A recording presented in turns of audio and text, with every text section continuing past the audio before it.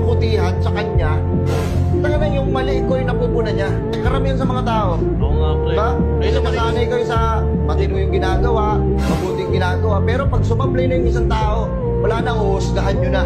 Ano mo yung taas ng expectation nila? Tapos pag hindi mo na-meet yun, wala ka na.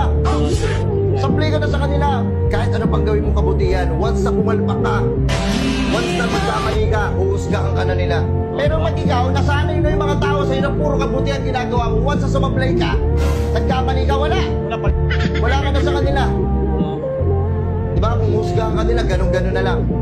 Pero ngayon, hindi nila alam, nakikisali lang sila eh.